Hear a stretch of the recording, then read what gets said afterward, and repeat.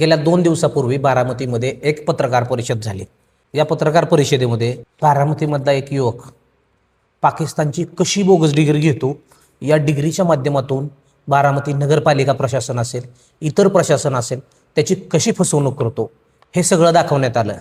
मात्र हे प्रकरण नेमकं काय आहे, पाकिस्तानची बोगस डिग्री हे प्रकरण नेमकं काय आहे, ज्या युवकावर आरोप करण्यात आले की हा युवक पाकिस्तानची बोगस डिग्री घेतो, बारामतीमध्ये अनेक फ्रॉड करतो, ते आरोप खरे आहेत की खोटे आहेत हे जाणून घेऊ. आपल्यासोबत स्वतः सोहेल शेख आहेत, आपण त्यांच्याशी बातचीत करू. सगळ्यात पहिल्यांदा सोहेलजी, मी तुम्हाला एक प्रश्न घेतो. तुमच्यावरती एक गंभीर आरोप केला गेला आहे की सोहेल शेख यांच्या माध्यमातून ऑनलाईन बोगस डिग्री काढण्यात आली आणि ती डिग्री पाकिस्तानची डिग्री असल्याचा दावा केला आसिफ खान यांनी, आणि तो आरोप तुमच्यावर केला. या सगळ्या प्रकरणामध्ये तुमच्यावर देशद्रोहाचा देखील गुन्हा लागला होता. काय नेमकं प्रकरण आहे, काय नेमकी या प्रकरणाची सत्यता आहे? सगळ्यात पहिले तुमचे धन्यवाद की तुम्ही एकातर्फे बातम्या लावत नाही, तर कुठल्याही विषयाच्या सखोलमध्ये जाऊन चौकशी करून कागदपत्रे पुरावे बघूनच पुढं जाता. आज मला नाही वाटत की आसिफ खान यांनी आपल्याला, तुम्हाला, या कुठल्याही पत्रकारांना हातात कागद दिले असतील. आज मी सगळे पुरावे माझ्याबरोबर घेऊन आलेलो आहे. मुद्दा क्रमांक 1 की तुम्ही जी बोगस डिग्री घेतली होती या संदर्भात तुमच्यावरती गुन्हा दाखल करण्यात आलेला आहे. काय नेमकं ते प्रकरण आहे? हा प्रकरण जवळपास 2020 पासून चालू आहे. आसिफ खान नामे व्यक्तीने, ॲक्च्युली आमचा हा मद्रासाचा विषय होता. एक मद्रासाचे विषय मी बाहेर काढले, त्यांचे भ्रष्टाचार बाहेर काढले. त्यानंतर आसिफ खानची एंट्री झाली, त्यांनी मला खंडण्या मागितल्या, त्यांनी पेपर छापलं माझ्यावरती, बोगस डिग्री, बोगस पास, अनेक आरोप लावले. मेन मुद्दा म्हणजे आसिफ खान हा व्यक्ती विदाऊट एनी प्रूफ हे तुम्हाला काय पण दाखवत गेला आणि ती बोलत गेला, त्याचे पुरावे त्याच्याकडे काहीच नाही आहे की माझी डिग्री फ्रॉड आहे, बोगस आहे, ऑनलाईन आहे. आणि ऑनलाईन डिग्रीच्या हिशोबाने पाकिस्तानशी माझे कनेक्शन जोडण्यात आले. तर मी तुमच्याकडे आता माझी झालेली चौकशीचे सगळे अहवाल तुम्हाला देत आहे. हा जर अहवाल आपण पाहिला तर सोहेल शेख यांनी ज्या कॉलेजमध्ये जे ॲडमिशन घेतलं होतं, Anantrao Pawar college of engineering and research, खरं तर आसिफ खान यांनी या प्रकरणामध्ये असं सांगितलेलं आहे की सोहेल शेख यांची डिग्री बोगस असल्यामुळं ह्या कॉलेजने त्यांचं ॲडमिशन रद्द केलेलं आहे. काय नेमकी सत्यता आहे? सत्यता आपण अहवालामध्ये जाणून घेऊया. अहवालामध्ये हे स्पष्ट झालेलं आहे, मी तुम्हाला वाचून दाखवतो एकदम शॉर्टमध्ये. की अहवालामध्ये निष्कर्ष असे आलेले आहे की सेक्शन 5.1 प्रमाणे इन्फॉर्मेशन ब्रॉशर जे काही युनिव्हर्सिटीचे असतात त्याप्रमाणे, सेक्शन 7.7 प्रमाणे ग्रॅज्युएट डिग्री डिस्टन्स मोडमध्ये किंवा ऑनलाईन मोडमध्ये असली तर ती पुणे युनिव्हर्सिटीला टेक्निकल एज्युकेशनमध्ये मान्य नसते किंवा ती ग्राह्य धरली नसते. म्हणून त्यांनी स्पष्ट अहवालामध्ये उल्लेख केलेला आहे की सोहेल शेख याचे ॲडमिशन रद्द करण्यात आहे. मी ME सिव्हिलसाठी ॲडमिशन घेतलं होतं. तर मला नाही वाटत की तुम्हाला देखील आसिफ खानने एक कागद असा दाखवलेला आहे की ज्याच्यात, सरकारी कागद, ज्यात नमूद आहे की सोहेल शेख याची मॅकफोर्डची युनिव्हर्सिटीची डिग्री ही पाकिस्तानची आहे आणि ही बोगस आहे. त्यांनी त्याच्यामध्ये एक जो मुद्दा आहे तो मुद्दा उल्लेखून सांगितला की पाकिस्तानमधला एक इसम आहे, त्याच्यावरती पाकिस्तानमध्ये कराचीमध्ये गुन्हे दाखल झालेले आहेत. त्यांनी 350 ते 320च्या आसपास बोगस वेबसाईट बनवलेल्या होत्या आणि त्या बोगस वेबसाईटच्या माध्यमातून तुम्ही ती डिग्री घेतलेली आहे आणि ते कनेक्शन पाकिस्तान, सोहेल शेख हे कनेक्शन समोर आल्याचं त्यांनी सांगितलं. काय सत्यता आहे या सगळ्या गोष्टीमध्ये? तर ह्याची सत्यता अशी आहे की आसिफ खान हे काल्पनिक दुनियेत जगतो. हे माणूस हे काल्पनिक, म्हणजे हे त्यांनी रचलेले व्हिडिओज किंवा पुरावे आहेत. कारण मी तुम्हाला एक जिथं जागतं उदाहरण देतो की आसिफ खाननी नगरपालिकेमध्ये माझ्या विरोधात तक्रार दिली होती, माझं लायसन रद्द करा. त्या तक्रारीच्या अनुषंगाने नगरपालिकेने माझं लायसन रद्द केलं होतं की त्यांनी सांगितलं होतं की माझी डिग्री बोगस आहे. तर ह्यावरती आम्ही माननीय उच्च न्यायालयात मी स्वतः गेलो. आता काल तो म्हटला की वकिलांना झापलं वगैरे. आज कमी शिकलेल्या माणसांनी आपल्यापेक्षा जास्त शिकलेल्या लोकांवरती टीका करणे ही खूप अत्यंत खालच्या पातळीची बाब आहे. माझे वकील साहेब आहेत सुशांत प्रभुने सर. तर तुम्ही बघू शकता की आसिफ खान देखील ह्यात पार्टी होता हायकोर्टामध्ये. इथं त्यांनी नोटीस घेतली नाही म्हणून त्याला हमदस्त जाऊन द्या म्हणून असं सांगितलेलं होतं. त्यानंतर आम्ही आसिफ खान याला नोटीस स्वतः जाऊन दिली. हे बघू शकता तुम्ही, आसिफ खान याला नोटीस दिली, हायकोर्टात हजर व्हा. आसिफ खान देखील हजर झाले कोर्टात. मग हे जे काय फापट पसारात त्यांनी तिथं बोलून दाखवला डिग्री संदर्भात, पाकिस्तानचा विषय असो कुठलाही विषय असो, ते जे विषय तो तिथं बोलला नाही. माझ्याकडं हायकोर्टाची ऑर्डर आहे की माननीय उच्च न्यायालयाने आमच्या वकील साहेबांनी, सुशांत प्रभूने साहेबांनी हे पूर्णपणे फेटाळून लावलं, कोर्टाने फेटाळून लावलेलं आहे. त्यात विषय असा आलेला आहे की नगरपालिकेने जी बेकायदेशीर आमच्या विरोधात ऑर्डर केली होती, ती ऑर्डर त्यांनी नॉन ऑपरेटिव्ह सांगितली होती. ह्यानंतर मला साहेब परत परवाना मिळाला, ते पण महाराष्ट्र स्टेटचा परवाना मिळाला. महाराष्ट्र स्टेटमध्ये मी माझ्या डिग्रीवरती काम केलं, हा लायसन्स. यानंतर आसिफ खाननी टाउन प्लॅनिंगमध्ये गेला. आता तो काय करतो, संस्था अधिकारी ह्यांच्यावर दबाव टाकून काय पण अर्ज देऊन तो तिथं लढतो, भांडतो, प्रेशराईज करून काय पण निर्णय लावायला त्यांना सांगत असतो कदाचित. पण जेव्हा त्याला माननीय उच्च न्यायालयात बोलवलं गेलं, आमच्या वकील साहेबांनी त्याला बोलवलं, कोर्टाने नोटीस त्याला इश्यू केली, तेव्हा त्यांनी एकही कागद तिथं दाखवलं नाही. जसं तुम्ही बोलला शोएब खानशी संपर्क जोडतोय, त्यांनी ते हायकोर्टात दिलं नाही. शोएब खानचं FIRचा विषय तो हायकोर्टात बोलला नाही. माझी डिग्री संदर्भात कधी बोलला नाही. का बोलणार? ही त्याची काल्पनिक डोक्यातली विषय काय, तोच स्वतः पेपर आणि FIR बनवतोय. कारण मला असं वाटायला लागलं की त्याचा संबंध पाकिस्तानशी हे चेक करायला पाहिजे आपल्याला, पहिली गोष्ट. यानंतर साहेब टेक्निक मी लपवणार काहीच नाही माहिती. माझा परवाना रद्द केला गेलेला आहे, पण निलंबित केलेला आहे. पण त्याच्या मागचं कारण हाच आहे की माझी डिग्री ऑनलाईन मोडवरती होती, म्हणून माझं लायसन्स त्यांनी रद्द केलेलं आहे. ह्याच्यात मला कॉस्ट लावली असती, माझ्यावर 420 दाखल केलं असतं टाउन. म्हणजे ही डिग्री पाकिस्तानची बोगस आहे असं न ग्राह्य धरता तुमची डिग्री केवळ ऑनलाईन असल्यामुळे तुमचा परवाना निलंबित करण्यात आला. माझा तोच मुद्दा आहे की हा जाणून बुजून काय करतोय की माझे संबंध पाकिस्तानशी आहे किंवा मी देशद्रोही आहे, हे पहिल्यापासून करत आलेलं आहे. आणि त्यात आजपर्यंत माझी चौकशी DT युनिव्हर्सिटी आणि टाउन प्लॅनिंग सगळीकडे झाली, हायकोर्टात देखील झाली. पण असं एकही कागद नाही आसिफ खानची तक्रार अर्ज सोडून की ज्यात हे सिद्ध झाले की माझी डिग्री बोगस आणि पाकिस्तानीची. ना त्यांनी उल्लेख केला की तुमची डिग्री जी काय आहे ती बोगस डिग्री आहे. ही डिग्री ज्या ठिकाणी तुम्ही वापरली, ज्या ठिकाणी त्याचे कागदपत्र सबमिट केले, मग असं असताना पुणे युनिव्हर्सिटी असेल किंवा अजित पवारांचं जे काय, अनंतराव पवारांचं जे काही कॉलेज असेल, हा कॉलेज तुमच्यावरती बोगस प्रमाणपत्र किंवा बोगस डिग्री दाखवल्या प्रकरणी गुन्हा का दाखल करत नाही? गुन्हा दाखल कसं करणार? कारण माझी डिग्रीच बोगस नाही आहे. माझी डिग्री ऑनलाईन डिग्री आहे, ती तिथं एलिजिबल नाही आहे, म्हणून त्यांनी तसं केलं. आज मी तुम्हाला एक सांगतो, मी तंत्र शिक्षण जे आपले टाउन प्लॅनिंगवाले जे होते ऑफिसर्स, त्यांनी मला इक्विव्हॅलन्स आणायला सांगितलं होतं. सेम मी इक्विव्हॅलन्स घेण्यासाठी वेगवेगळ्या संस्थांकडे गेलो. तर इंजिनिअरिंग डिग्रीसाठी, ऑनलाईन डिग्रीसाठी इक्विव्हॅलन्स देणारी संस्था इंडियामध्ये नाही आहे. हा एक टेक्निकल मुद्दा आहे जे आमचे वकील साहेब, प्रभूने वकील साहेबांनी हा विषय हायकोर्टासमोर मांडला होता. आणि काल जे ते दाखवत होता, ही ऑर्डर त्यांनी दाखवली.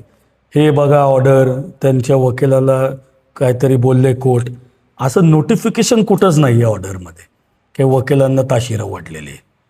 त्यांनी जी अपशब्द वापरले त्याला कायदेशीर फल तो भोगणार आहे. दुसरी गोष्ट, ह्यात आम्ही विड्रॉल का केली? कारण आम्हाला कोर्टाने सांगितलं की तुम्हाला जेव्हा कधी इक्विव्हॅलन्स मिळेल, कुठनं पण इक्विव्हॅलन्स मिळेल, तुम्ही फ्रेश पिटिशन परत याचिका दाखल करा विदाऊट एनी कॉस्ट. जर आसिफ खान एवढा जोरात बोलतोय की त्याचे पुरावे आहेत, पाकिस्तानची कनेक्शन आहे माझा, असं वगैरे वगैरे, तर तो कोर्टात का नाही बोलत? आणि कोर्टात हजर पण राहिलाय तो, कोर्टात पण नाही बोलला तो आणि तुमच्यासमोर बोलतोय. म्हणजे कुठंतरी त्याचे जी काही फॅक्ट्स आहेत ते काल्पनिक आहेत, असं मला बोलायचं आहे. आता याच्यामध्ये आपण दुसरा मुद्दा घेऊ. दुसरा मुद्दा, उद्योगमंत्री सुभाष देसाईंचं एक पत्र सोहेल शेख यांनी बनावट पत्र तयार केलं. या प्रकरणी सोहेल शेख यांच्यावरती मरीन ड्राईव्हला गुन्हा दाखल झालेला आहे. काय नेमकं ते प्रकरण काय आहे नेमकं? ऍक्च्युली काय आहे, आसिफ खान गडे मुर्दे उखडायला एक नंबर आहे. अशीच प्रेस मदरसेवाल्यांनी पण घेतली होती. हे सगळे मुद्दे आजचे नाही आहेत, हे जुने मुद्दे आहेत. किती साधारणतः किती सालचे मुद्दे? 2020-21ची, म्हणजे साधारण 6-7 वर्ष झाली. आसिफ खाननी एक पेपर माझ्यावर काढलं होतं, जी खंडणी मागितली होती मला. हे पेपर काढण्यासाठी त्याने खंडणी मागितली होती की बाबा तू पैसे दे ना तर मी पेपर काढतो. मी 1 रुपयाची भीक घातली नाही त्याला. त्यामध्ये त्यांनी एक उल्लेख केला होता सुभाष देसाईचा पत्र म्हणून.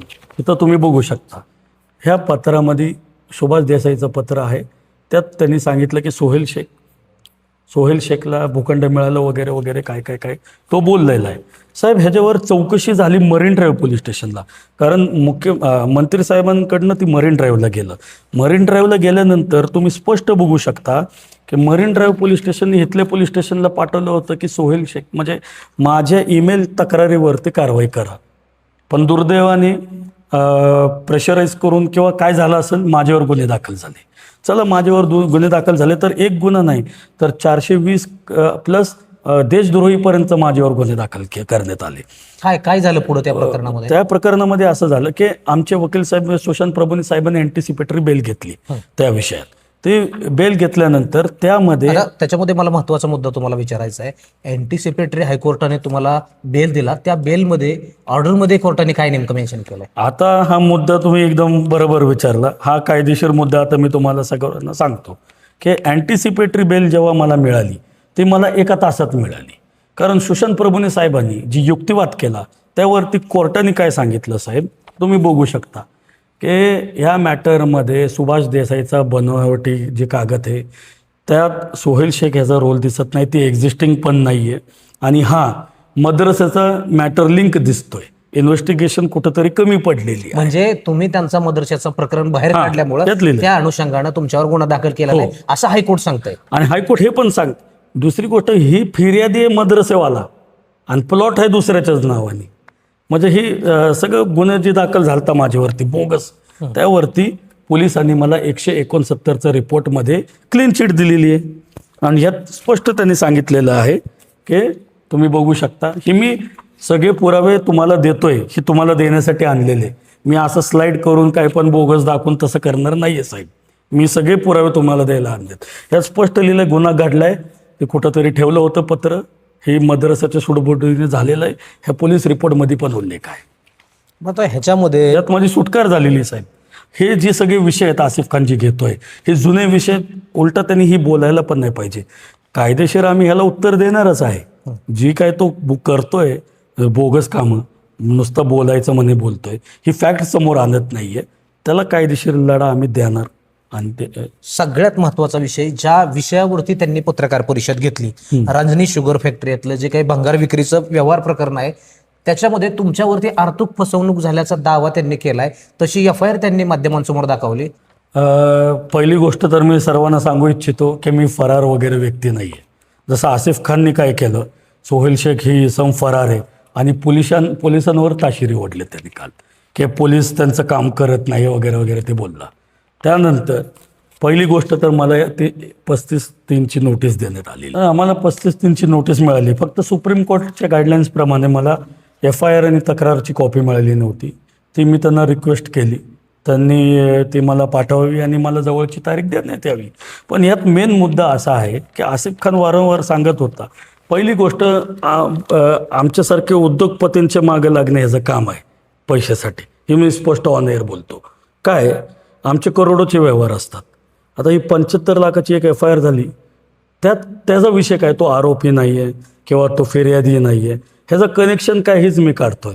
दुसरी गोष्ट त्यांनी सांगितलं की माझी मिसेस होती तिथं, माझी मिसेस, असं 2 वेळा तो एक फोर्सफुली बोललेला आहे. साहेब तुम्ही बघू शकता की माझी जेव्हा फिर्यादी म्हणजे FIRमध्ये जे दिलं आहे, अक्षरशः FIR जी बनवली गेलेली आहे त्या तारखेला, म्हणजे जेव्हा माझी मिसेस आली त्या तारखेला माझी मिसेस इथं ॲडमिट होती. म्हणजे जी काय तो बोलला की त्यांची मिसेस, आता बायकांची नावं ही लोक घ्यायला लागलेत. ह्याचं कुठनं आसिफ खानचे त्याला डॉक्युमेंट्स मिळतात, म्हणजे त्याचं कनेक्शन कसं ना कसं त्यांच्याबरोबर आहे हे तरी सिद्ध झालं आहे. दुसरी गोष्ट, पोलिसांनी काय करावं काय नाही करावं, सुप्रीम कोर्टाच्या कायद्याच्या बाहेर आणि पोलिसांना हा सांगतोय की अटक का करत नाही, आम्ही वरनं फिल्डिंग लावली, म्हणजे दबाव टाकलाय का पोलिसांवर. पोलीस आपलं काम करते, आम्हाला नोटीस दिली आहे त्यांनी, आम्ही त्यांना तपासात सहकार्य करू.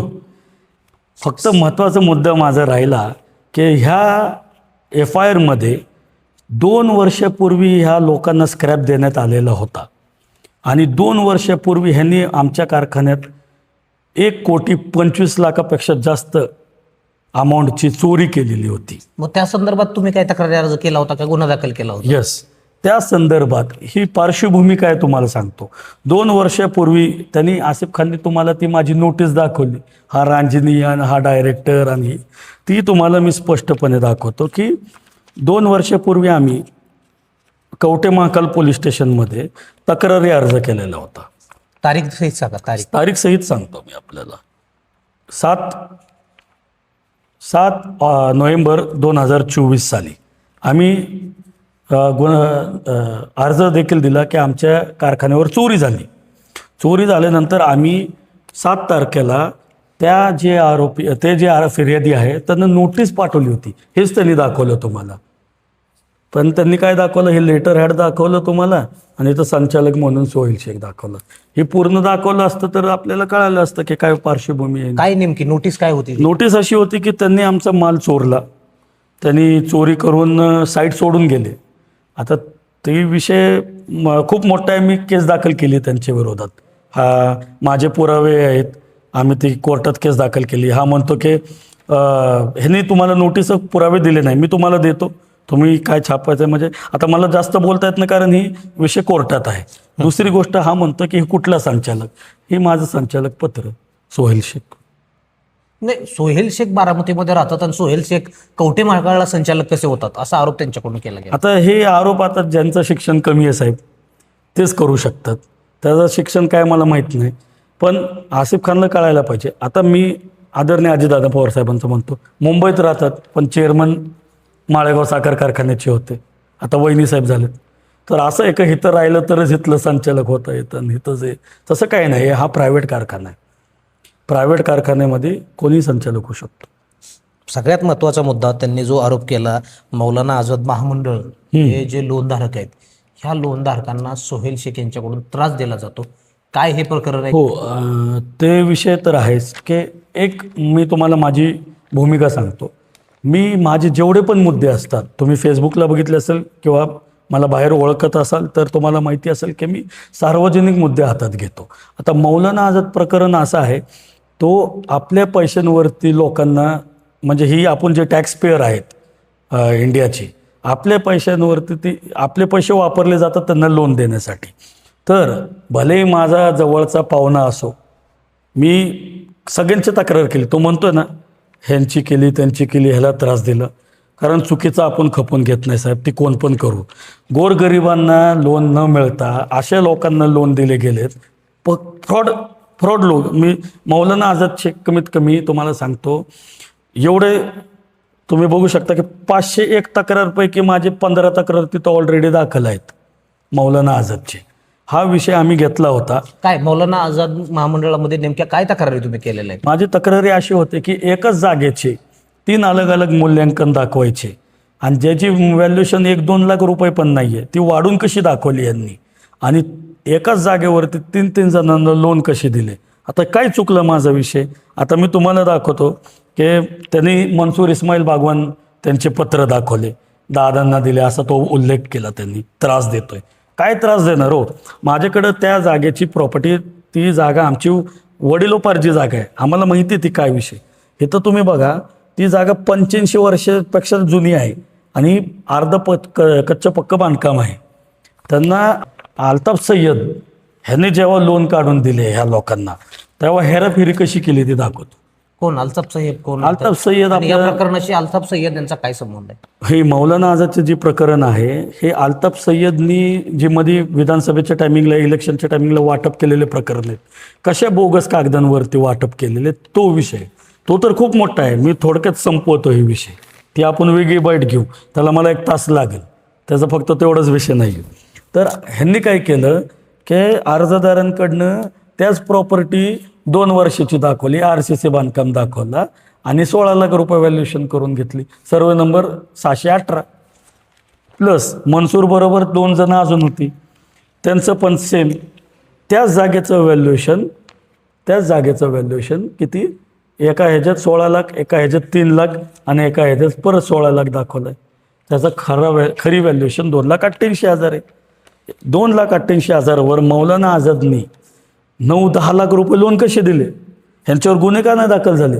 आणि एकाही माणसाने अजून म्हणजे माझ्या अंदाजे तर जी RTI मला भेटलं होतं त्या काळात एकाने पण पैसे भरलेले नव्हते. माझ्याकडे पेंडिंग रिपोर्ट आहे, मी तुम्हाला ही देतो. जी लोक कोण आहेत मौलाना आझाद महामंडळात ज्यांनी लोन प्रकरण घेतलेत, किती लोकांना लोन वाटप करण्यात आले, आणि ही जी लोक आहेत ही नेमके कोण लोक आहेत, कोणाच्या संबंधित आहेत का किंवा कोणाचे नातेवाईक आहेत का? मी तुम्हाला सखोल माहिती पण देतोय आणि हायलाईट करून देतोय. ही लोक कसे अल्ताफ सय्यद यांच्याशी जुळालेले आहेत. कोण भाचा आहे, कोण बहीण आहे, कोण काय काय म्हणजे नातेवाईकांचे, म्हणजे निम्मे नाही म्हणणार मी, क्वार्टर तर लोक ह्यांचे नातेवाईकच आहेत. मग दादांना सांगून काय केलं होतं यांनी, गोरगरिबाला देतो. अहो मौलाना आझाद सोडा, मुस्लिम बँकेचे मी एवढे तक्रारी केलेल्या आहेत साहेब. ह्यातले निम्मे क्वार्टर लोक तर ती एकता गृहनिर्माणमध्ये त्यांच्या अल्ताफ सय्यदने एक स्कीम काढलेली. आपण मौलाना आझाद आणि त्या स्कीमचं एकत्र एक व्हिडिओ परत करूया. पण माझी तक्रार एवढ्या होत्या मौलाना आझाद, म्हणून त्यांनी सांगितलं की, प्लस तो म्हणतो की खंडणी मागितली 10,000 रुपये. एक पण तक्रारदारला समोर आणा, त्यांनी व्हिडिओ ऑडिओ पुरावा दाखव. ऑडिओ तर दाखवूच नका. आसिफ खान असला मॉर्फिंगला बादशाह आहे, तो पेपरमध्ये फोटो लावतो कोणाची पण, ऑडिओ मॉर्फ करायला त्याला टाइम नाही लागला. तुमच्यावरती गंभीर आरोप केले गेले. सोहेल शेख हे सातत्यानं खंडणी मागतात. कोरोना कालावधीमध्ये सोहेल शेख यांनी कोरोना कालावधीमध्ये बोगस पास बनवले, ते पास 15,000 रुपयांना विकले आणि तशी तक्रार तुमच्या विरोधात दाखल झाली. काही जणांनी खंडणीचे आरोप केले आणि तशा प्रकारची तक्रार तुमच्या विरोधात दाखल केली. आता साहेब जी 169 रिपोर्ट होता माझा, 169 रिपोर्टमध्ये हा पेपर पण दाखल लावलेला होता. या पेपरमध्ये माझे जेवढे आरोप माझ्यावर केले होते की पास बोगस केले, डिग्री बोगस होती किंवा इतर काही आरोप माझ्यावर लावले, त्याच्यावर मला 169 मिळालेली आहे. तरी ही लोक प्रायव्हेट केस दाखल करायला गेले माझ्या विरोधात, म्हणजे जी काही XYZ माणूस असेल तो. तर मी तुम्हाला कोर्टाची ऑर्डर दाखवतो. माझ्याकडे कोर्टाची ऑर्डर आहे. जी लोक, तो म्हणत होता की गर्भवतीला घेऊन गेला आणि अमुक तमुक, हे माझ्या विरोधात कोर्टात गेले होते.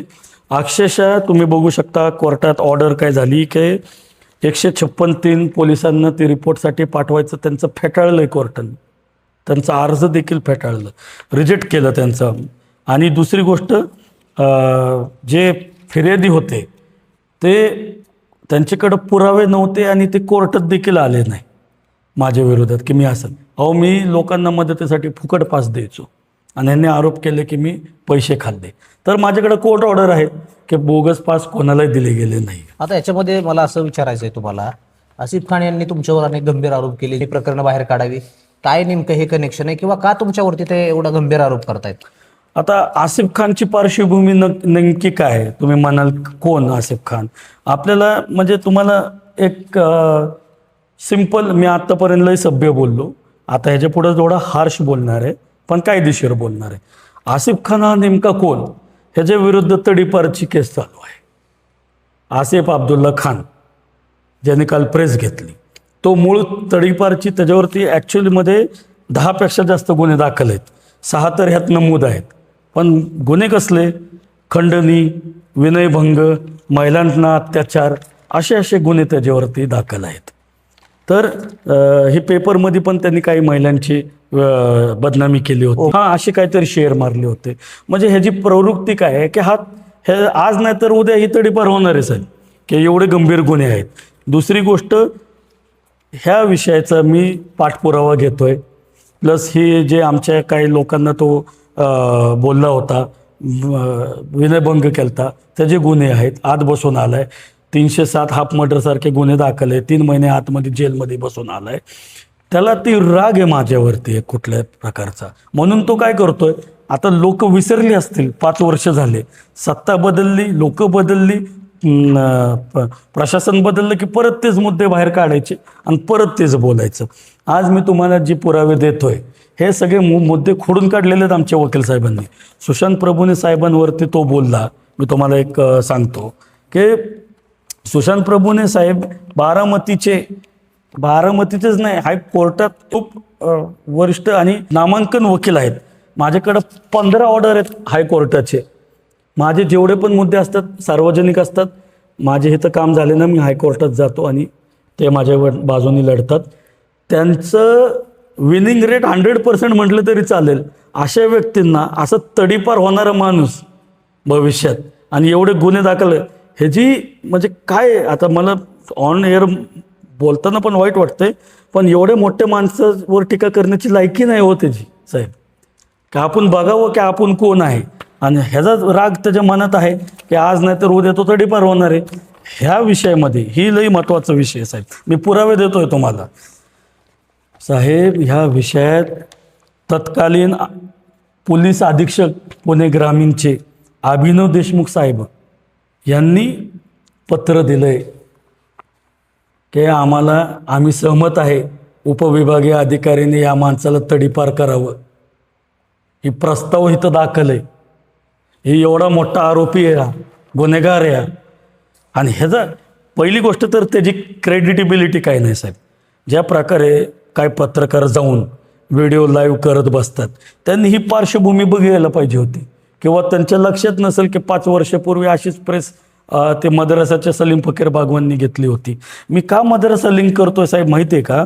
जेव्हा आसिफ खानवरती गुन्हे दाखल झाले होते त्या काळामध्ये, त्या माणसाने, त्या आसिफ खाननी, मी तुम्हाला पोलीस रिपोर्ट देखील देतोय, हे आसिफ खाननी इथं दाखवा. ही जे पेपर छापलं होतं का नाही, हे पेपर जे छापलं होतं माझ्या विरोधात, खंडणी, आपला ते बोगस पास, डिग्री, अमुक अमुक. तर ह्यांनी पोलीस रिपोर्टमध्ये सांगितलंय की आसिफ खानला आमजद अजीज बागवान, माजी नगरसेवक, मुख्तार बागवान, बागवान जमातचा ट्रस्टी, ही लोक बहिष्कारच्या मॅटरमध्ये पण गुन्हेगार आहेत. फिरोज अजीज बागवान, ज्याची बायको आत्ता नगरसेवका झाली आहे, आणि हा महाराष्ट्र प्रदेश अल्पसंख्यांचा काहीतरी राष्ट्रवादीचा पदाधिकारी झाला. आता राष्ट्रवादीच्या पदाधिकाऱ्यांना आठवलं की सोहेल शेख हे राष्ट्रवादीचे कुठलेही पदाधिकारी नाहीत, ते बोगस लेटरहेड वापरून राष्ट्रवादीच्या पदाचा त्या ठिकाणी गैरवापर करतात. मला असं वाटतं की आपल्यामार्फत आणि पुढारी आणि वेगवेगळ्या जे प्रेस रिलीज होत्या त्यामध्ये अभियंता सेलचं मला पत्र देण्यात आलेलं होता की आमचे अभियंता सेलचे अध्यक्ष महाराष्ट्र प्रदेशचे आमीनभाई शेख होते. त्यांनी मला महाराष्ट्र प्रदेश सरचिटणीस बनलेलं पत्र दिलेलं आहे, आणि त्याचे बातम्या पण अजून असतील, मी तुम्हाला ते पुरवतो. माझ्याकडे ते लेखी पत्र आहे. आता ते काय म्हणतोय की अल्पसंख्याक ही ती, ॲक्च्युली काय झालं होतं की त्यांना पत्र देताना जेमिनायमध्ये टाईप करताना ती असे म्हणजे अभियंता सेल, त्या ठिकाणी अल्पसंख्याक सेल झाला होता. पण तो काय एवढा मोठा विषय नाही आहे, पण पदाधिकारी नाही आहे हा तो चुकीचा बोलला आहे.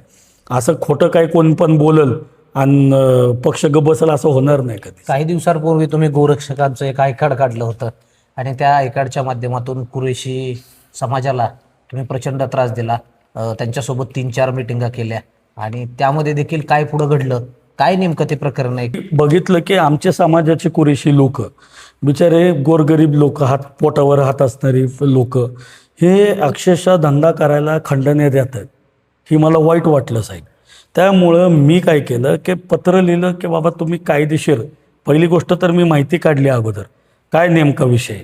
तर मला अशी माहिती मिळाली की 1990 पासून ह्यांना कन्सेंटच नव्हता ते चालवण्यासाठी.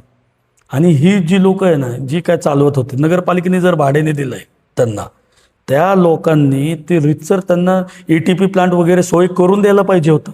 माझं पत्र होतं की कायदेशीर सगळी इक्विपमेंट लावून चालू करा, हे त्यांना कळालं नाही. जाऊन द्या. आता मी समाजासाठी भांडत होतो, मी माझ्या समाजासाठी भांडत होतो ॲक्च्युली, कुरेशी लोकांसाठी, की तुम्ही आज महाराष्ट्रात 13 ते 14 कत्तलखाने होते, त्यातले 3च राहिले. तो आपल्याला आहे तर आपण कसं चालवायला पाहिजे ते सगळं तंत्रज्ञान, ते सगळं ती इक्विपमेंट्स लावून मग ते वापरायला पाहिजे. तर काय झालं, तर ह्यांचे मीटिंगा वगैरे काय नाही, मला निरोप भरपूर आले. कोण म्हणतोय 25,000 देतो, कोण 50 देतो. पण हा विषय पैशाचा नाही, हा आपल्या भविष्याचा विषय. मी काय कोणाला बळी पडलो नाही. मी डायरेक्ट आपल्या NGT कोर्टात गेलेलो आहे. माझी NGT कोर्टात केस चालू आहे या विषयात. 200-300 कोटीचा तर दावा लागतो त्यांच्यावरती. हे बाकीची जी लोक आहेत, का दावा लागतो की 1990 पासून हे आपल्या करा नदी, आपले ग्राउंड वॉटर कसब्यातले एअर पोल्युशन 1990 पासून चालू आहे साहेब. एवढा मोठा दावा मी का लावतोय? माझ्या स्वखर्चाने करतोय. का तर पोल्युशन कमी व्हावं आणि माझी पिढी चांगलं, म्हणजे माझे समाजाची लोक चांगलं बसून खावं. काय चुकतोय माझं? तर खूप खूप धन्यवाद. हे होते सोहेल शेख. त्यांच्यावर जे आरोप करण्यात आले होते ते आरोप देखील सोहेल शेख यांनी खोडून काढले. मात्र सोहेल शेख यांच्यावरती मदरशाचं जे प्रकरण आहे, मदरशाच्या प्रकरणातून हे प्रकरण हायकोर्टात टाकलं. हायकोर्टात त्यांच्या विरुद्ध निकाल आला आणि त्यांनी परत सुप्रीम कोर्टमध्ये त्या ठिकाणी या सगळ्या निकालाला चॅलेंज दिलं. मात्र याचाच राग मनात धरून सोहेल शेख यांच्या विरोधात पत्रकार परिषद घेत असल्याचा आरोप सोहेल शेख. त्यामुळे येणाऱ्या कालावधीमध्ये या सगळ्या गोष्टीला केवळ पत्रकार परिषदेच्या माध्यमातून उत्तर न देता कायदेशीर उत्तर आपण आसिफ खान यांना देणार आहोत. आसिफ खानने स्वतः कबूल केलं की 25,000 रुपयाचे, हे बघा, 25,000 रुपयासाठी तो पेपर छापतो. हे रिपोर्ट्स आहेत. म्हणजे ह्याचा नेमका धंदा काय हो? हे कशावर जगतोय? ह्याचा प्रपंच कशावर चालतोय? ना हे जे गोळ्या बिस्किटचे दुकान आहेत, ना हे जे किराणा मालचे दुकान आहेत, हे जगतो कशावर नाही? हे अशा खंडण्या मागून जगणारा व्यक्ती आहे. तडीपार होणार आहे. त्याच्या विरुद्ध पोलीस नाही, SP-नी पत्र दिलंय की याला तडीपार करा. आणि मोगममध्ये बोलायचा अर्थ नाही आहे साहेब. मी तुमचं खूप खूप आभारी आहे की तुम्ही मला वेळ दिली आणि माझे पुरावे सगळे बघितले. खरं तर जाता जाता एवढंच बोलू इच्छितो की माझे ह्या कायदेशीर लढ्यात माझे वकील प्रभूने वकील साहेब, ज्यांच्याबद्दल तो एकदम असं बोलला की झापलं बिपलं, त्यांनी ती नोटिफिकेशन किंवा नोटिंग किंवा ऑर्डरमध्ये किंवा व्हिडिओमध्ये हे कुठं सिद्ध करावं, त्याला सिद्ध करता आलं नाही. त्याला कायदेशीर जाब मिळणार. प्लस माझ्या विरुद्ध जे पण खोटे आरोप केले त्याच्यावर त्याला कायदेशीर जाब मिळणार. भविष्यात मी लवकरच ह्याला उत्तर देणार आहे. कायदेशीर ह्या मोकाट सुटलेल्या जनावराला कोंडीत टाकणार. आपण बघितलं तर सोहेल शेख यांनी बैलगाडीवरून नाही पण पुरावे प्रचंड दिलेले आहेत. जे आरोप आसिफ खान यांनी केले त्या आरोपाचे सगळे पुरावे, फक्त तोंडी नव्हे तर कागदी पुरावे सोहेल शेख यांनी आपल्या स्वाधीन केलेले आहेत आणि ते पुरावे आपण आपल्या प्रेक्षकांना आपल्या व्हिडिओच्या माध्यमातून दाखवले. येणाऱ्या कालावधीमध्ये केवळ असे पुरावे न दाखवता कायदेशीर मार्गाने आपण आसिफ खान यांना धडा शिकवणार असल्याचा इशारा सोहेल शेख यांनी त्या ठिकाणी दिलेला आहे. यामुळं या सगळ्या प्रकरणामध्ये पुढे नेमकं काय घडतंय हे पाहणं महत्त्वाचं ठरणार आहे. आणि इथून पुढचा जो काही कालावधी आहे या कालावधीमध्ये पुढच्या भागामध्ये नेमकं काय मौलाना आझाद महामंडळातील प्रकरण आहे ते प्रकरण सविस्तर आपण पुराव्यासहित काढू. तुर्तास इथेच थांबू. धन्यवाद.